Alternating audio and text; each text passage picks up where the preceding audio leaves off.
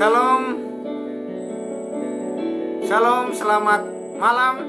Kita bertemu lagi di dalam siaran langsung live streaming.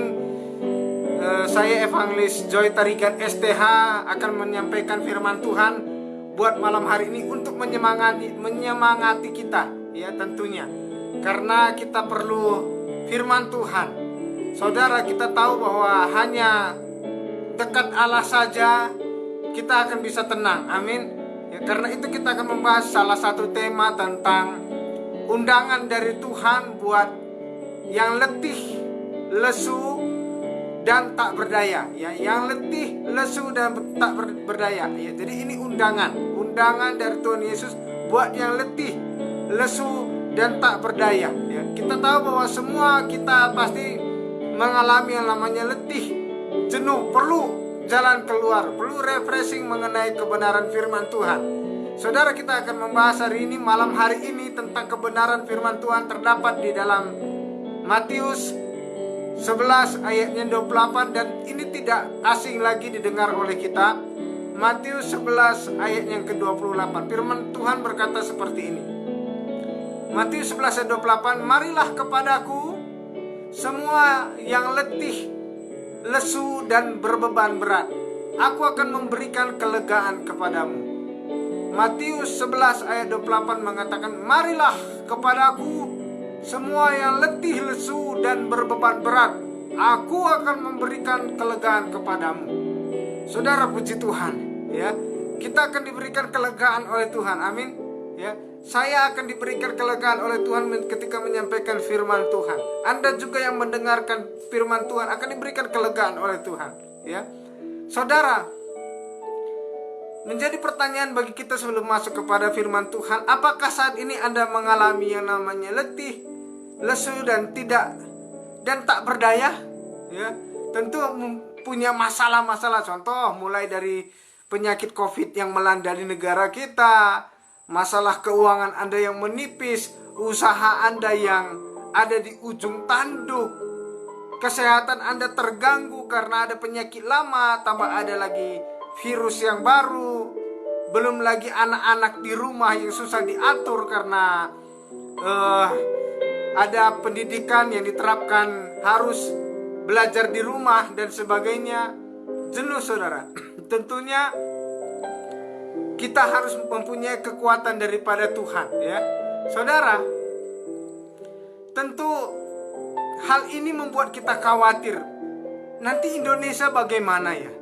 Memang sudah ada pemerintah mencanangkan, ada menggelontorkan dana. Oke lah, kalau digelontorkan nanti, apakah sampai kapan ini wabah bisa selesai? Kalaupun nanti wabah ini selesai, dampaknya buat negara kita ini seperti apa? Ini yang menjadi sebuah pertanyaan bagi kita. Saya ini nanti ke depannya bagaimana? Usaha saya ini bagaimana? Anak-anak saya masa depannya bagaimana? Ya, itu tidak muda, tidak tua, tidak miskin, tidak kaya, semua lagi dalam kondisi masalah. Para pengusaha bingung, bagaimana dengan karyawan saya nantinya? Dolar sudah mulai semakin merangkak naik. Sudah mulai, apakah nanti usaha saya ini akan gulung tikar atau bagaimana? Bahkan kalau orang yang tidak terlalu pintar berpikir, aduh saya ini tidak terlalu pintar, saya bingung mau melakukan, dulu aja saya melakukan pekerjaan gagal aja. Tapi ada orang yang memang pintar, dia saking banyak tahu, saking banyaknya tahu, dia itu pusing memikirkannya. Aduh, ini corona kok bisa sampai ada seperti ini. Dia mencari pengetahuan tentang corona. Tapi bahkan sampai sekarang orang profesor belum menemukan obatnya. Ya, kita doakan supaya semua para profesor yang ahli bidangnya mendapatkan jalan keluar atas masalah ini. Tetapi ada juga orang yang kaya, saking dia kayanya dia menimbun.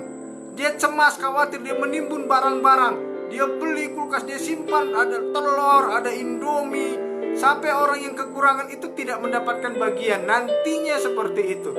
Bahkan masker sulit untuk didapatkan. Saudara, bahkan orang yang kena corona, tadi berita saya melihat bahwa ada yang ditolak untuk dikuburkan. Kasihan, saudara. Saya Saya harap semua jemaat Kristen khususnya jangan menolak orang seperti itu, saudara. Mereka juga adalah korban. Jangan ditakuti. Justru kita harus bangun mereka, mental mereka, terima, saudara. Ya. Mereka di rumah sakit sudah ada SOP-nya. Ketika dimasukkan ke dalam peti mati, dan ketika bahkan di kain kapanin dan segala macam. Ya. Sebagai umat Kristen, kita nggak perlu takut akan hal itu, saudara. Terima, karena mereka hanya korban saja. Oleh karena itu banyak kecemasan, banyak kekhawatiran yang terjadi. Kekhawatiran di mana-mana. Bagaimana dengan masa depan anak saya? Ya. Saudara, kalau kita membahas di dalam marilah datang kepadaku hai yang letih dan lesu dan berbeban berat. Ya, itu masuk kepada kekhawatiran. Ya. Di dalam Matius 6 ayat 27 dikatakan seperti ini. Siapakah di antara kamu yang karena kekhawatirannya dapat menambahkan sehasta aja pada jalan hidupnya? Matius 6 ayat 27 berkata seperti itu, saudara. Kekhawatiran itu tidak akan membuat kita panjang umur, tidak akan membuat kita sehat. Jadi nggak perlu yang namanya kekhawatiran. Tapi bagaimana, Pak? Saya ini dalam situasi seperti ini sangat berat sekali. Pekerjaan saya masih mending, Bapak. Oh tidak, saya juga pekerja harian, sekaligus saya hamba Tuhan, dan tidak mendapatkan apa-apa. Bahkan dari gereja saat ini pun tidak dapat, begitu juga dari ini. Tapi semuanya dimaklumkan karena ada kondisi situasi seperti ini.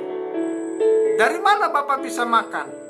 Saya tetap mempercayakan hidup saya, termasuk Anda di rumah. Percayakan hidup Anda kepada Tuhan.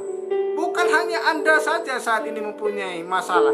Saya punya masalah, pengusaha punya masalah, orang miskin punya masalah, orang kaya, orang pintar, tua, muda punya masalah. Saudara, kita semuanya punya masalah. Karena itu saya berpikir seperti ini, saudara. Kalau seandainya kata saya punya uang, kalau seandainya kata saya seorang pengusaha, saya berpikir cuma satu. Karena kekayaan itu akan hilang, saudara. Bahkan ada di sebuah cerita di dalam firman Tuhan mengatakan ada Lazarus dan orang kaya. Ketika Lazarus dipanggil Tuhan, ketika si orang kaya ini dipanggil Tuhan, lalu di waktu dimasukkan si orang kaya ini masuk neraka, si Lazarus ini masuk ke surga. Lalu orang kaya ini bertanya kepada Lazarus, lah, kepada Tuhan, Tuhan, kenapa saya ini bisa masuk neraka? Karena dia tidak mengasihi orang yang miskin. Dia ego terhadap hartanya, terhadap harta dunia. Di mana hartamu berada, di situ hatimu berada. Lebih mudah unta masuk ke dalam lubang jarum daripada orang kaya. Kenapa? Karena dia berpikir ini untuk dirinya sendiri. Padahal Alkitab sudah mengatakan di Galatia 6 ayat 10, karena itu selama masih ada kesempatan bagi kita, marilah kita berbuat baik kepada semua orang, terutama kepada kawan-kawan kita seiman. Engkau pengusaha, dimanapun engkau berada, berkati semua orang, terutama kepada saudara seiman. Itu firman Tuhan mengatakan seperti itu.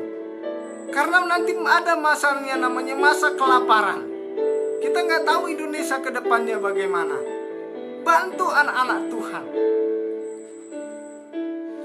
Jangan pakai kekayaan kita untuk egonya kita, tapi berikan untuk Tuhan. Karena ini adalah ujian yang bagi hidupnya pas-pasan, hanya ujian iman saja. Tapi engkau orang kaya, ujianmu dua, iman dan kasih. Buktikan kasih Tuhan di masa-masa sekarang. Saudara, ini adalah kebenaran firman Tuhan. Bila mana saya ada, saya akan memberikannya. Tapi saya percaya, dengan saya seperti ini, dengan Anda seperti ini, kita semakin dikuatkan oleh iman. Walaupun mati kelaparan, saya berkata kepada saudara, iman kita seperti Lazarus, kita akan diterima di surga. Jangan pernah Anda mencuri, jangan pernah Anda menodong. Percayakan kepada Tuhan hidup Anda. Kalau memang Tuhan masih pelihara kita, terima kasih Tuhan. Tapi kalau memang saatnya kita terjadi apa-apa, percayakan sama Tuhan, saudara. Ya. Dan begitu juga bahwa ada sebuah ayat mengatakan di dalam 1 Petrus 5 ayat 7 bahwa Tuhan berjanji, saudara. 1 Petrus 5 ayat 7 berkata seperti ini. 1 Petrus 5 ayat 7 mengatakan seperti ini. Aku sekali-kali tidak akan membiarkan engkau, dan aku sekali-kali tidak akan meninggalkan engkau. Ya. Tuhan berkata begitu, ya. Tuhan tidak akan pernah meninggalkan. 1 Petrus 5 ayat 7, serahkanlah segala kekhawatiranmu kepadanya, sebab Ia akan memelihara kamu. Kalau Ibrani 13 ayat 5b mengatakan, aku sekali-kali tidak akan membiarkan engkau, dan aku sekali-kali tidak akan meninggalkan engkau. Tuhan pelihara kita. Tuhan tidak akan meninggalkan engkau, ya. Saudara, bahkan Alkitab mengatakan satu helai rambut kita pun Tuhan tahu. Tuhan, rambut kita jatuh, kita tahu. Tuhan tahu. Dan Tuhan bisa menghitung rambut kita. Bayangkan. Karena Allah Maha tahu. Ini semuanya nanti Tuhan akan selesaikan. Tidak usah khawatir akan hidup kita. Kalau memang Tuhan panggil kita saat ini, Anda percaya atau tidak? Itu yang menjadi pertanyaan. Bisakah, kenapa Tuhan gak melindungi kita sekarang? Sekarang Tuhan berkata, Tuhan ada perlindungan buat Anda. Bahkan hari ini. Tapi banyak hamba Tuhan yang dipanggil oleh Tuhan di saat terjadi COVID segala macam.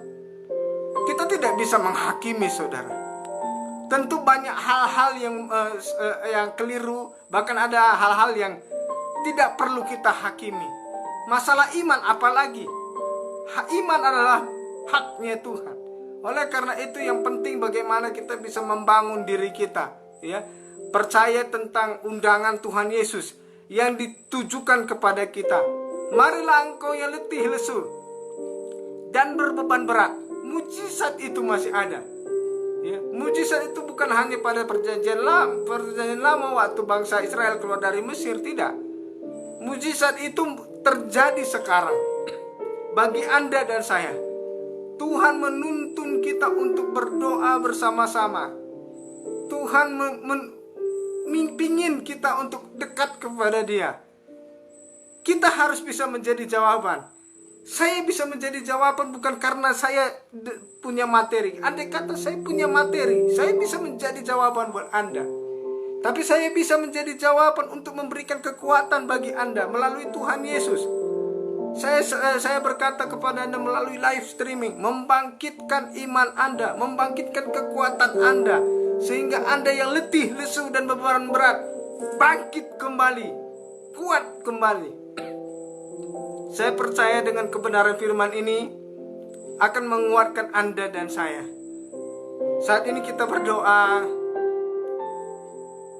Sebelum kita berdoa, saya ajak jemaat yang ada di rumah, yang beragama Kristen, yang tidak bisa beribadah secara live streaming ini, saya ingatkan mungkin Anda punya masalah, silahkan hubungi via komentar, lalu untuk didoakan, atau via messenger dan sebagainya. Saya percaya Tuhan akan memberkati Anda. Yang jelas kita jangan sampai munafik dan apapun yang terjadi dalam hidup kita. Dan saya percaya, mari kita sama-sama berdoa buat para dokter dan para perawat. Kami berdoa buat para dokter dan para perawat Tuhan, dimanapun ada di seluruh Indonesia. Kiranya Engkau yang menolong mereka dalam nama Tuhan Yesus. Engkau memberikan kekuatan bagi mereka, Tuhan. Kiranya Tuhan, perlindungan dari Tuhan terjadi buat para dokter dan perawat dalam nama Tuhan Yesus. Begitu juga kami berdoa buat pemimpin kami, presiden kami. Berikan hikmat Tuhan. Kami mengucap syukur apa yang diputuskan oleh Bapak Presiden kami. Kami hanya tahu bahwa itu semua berasal dari Tuhan. Berikan hikmat buat Bapak Presiden kami. Kami mengasihi dia dalam nama Tuhan Yesus. Buat pemangku jabatan kiranya bersatu. Apa yang dikatakan oleh Pak Jokowi, mereka bisa taat. Mereka bisa patuh kepada pemimpin mereka, walaupun kadang berbeda paham. Dan kami juga berdoa Tuhan buat Tuhan, orang-orang yang terdampak COVID-19, bahkan yang positif, pasien dalam pemantauan, orang dalam pengawasan. Kami berdoa dalam nama Tuhan Yesus, Engkau tolong mereka Tuhan. Kami percaya bahwa Allah yang menghiburkan mereka. Kami tidak tahu, tak ada salah satu keluarga kami, tapi semua yang terkena itu adalah keluarga kami. Dan kami tetap menghibur mereka. Mereka bukan aib di dalam lingkungan kami, tapi kami tahu Tuhan, ini terjadi karena mereka juga tidak mau terkena akan hal itu. Oleh karena itu Tuhan, kuatkan kami untuk tetap mengasihi mereka. Dan kami mengucap syukur Tuhan. Dalam nama Tuhan Yesus kami berdoa. Marilah engkau yang letih dan sudah beban berat, datanglah kepada Yesus. Maka Tuhan Yesus akan memberikan kelegaan kepadamu. Tuhan Yesus memberkati.